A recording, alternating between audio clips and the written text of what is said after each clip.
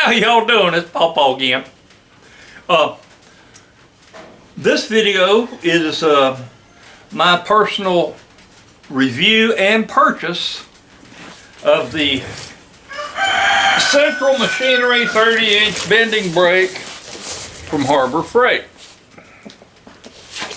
And there are other guys here on the YouTube that have already demonstrated this thing, but I'm going to tell you my opinion about it. Because anytime I'm looking at buying something, I ask all the questions I can think of. I watch the videos, so. Because one person might love it, another person might say, that piece of crap, you know how it is. So anyway, I just want to tell y'all what I thought and demonstrate it for you.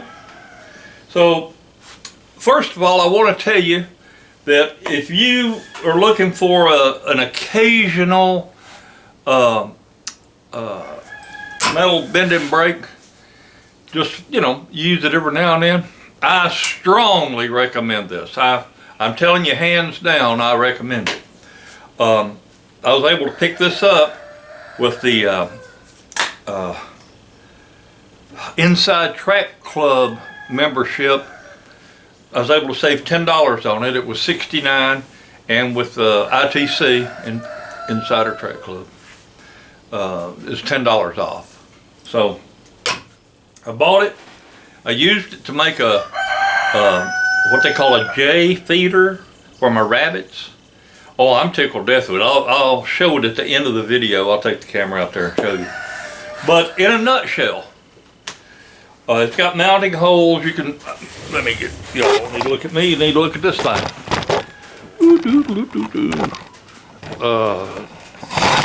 There we go. Okay.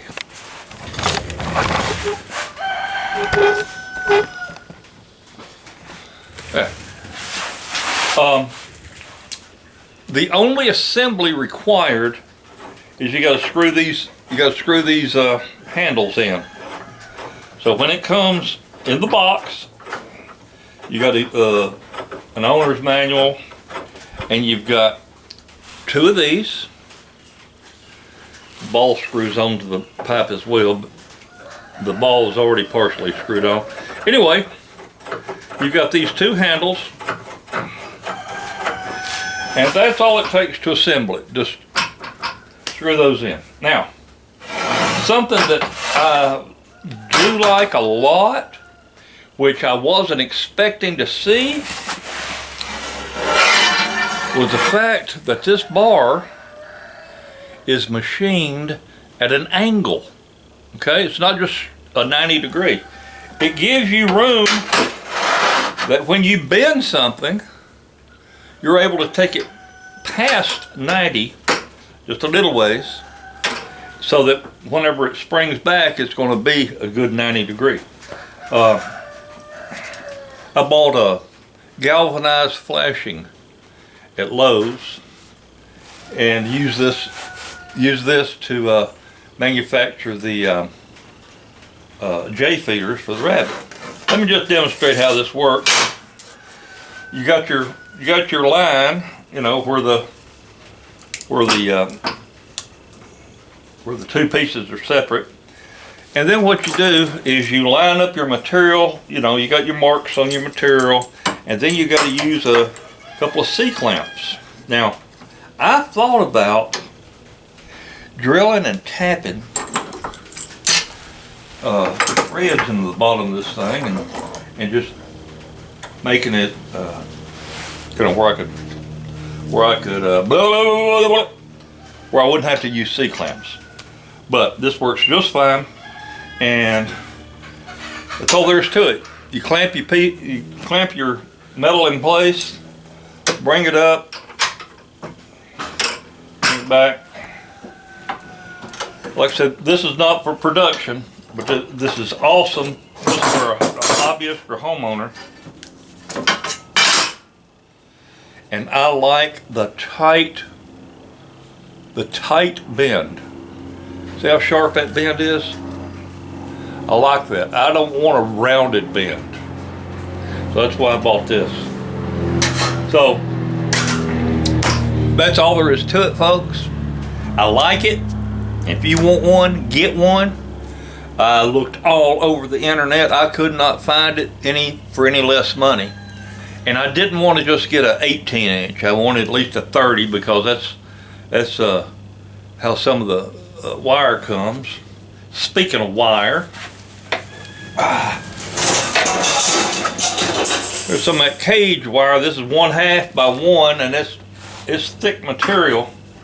And you can bend it just as pretty as you please, and it's 30 inches long, so I needed the longer length.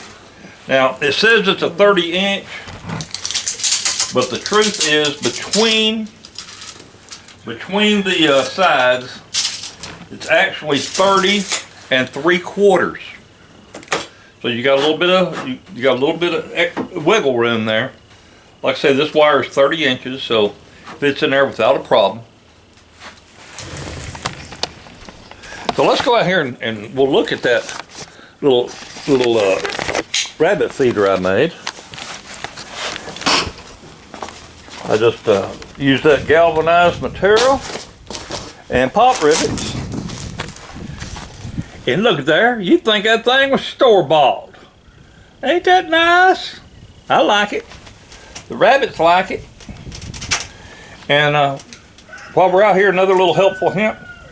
I'll take a shallow dish, and I've got my water bottle out here turned upside down.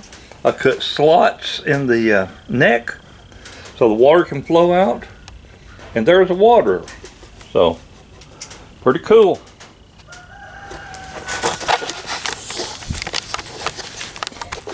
Well, folks, y'all have a wonderful day and a better tomorrow. Bye, everybody.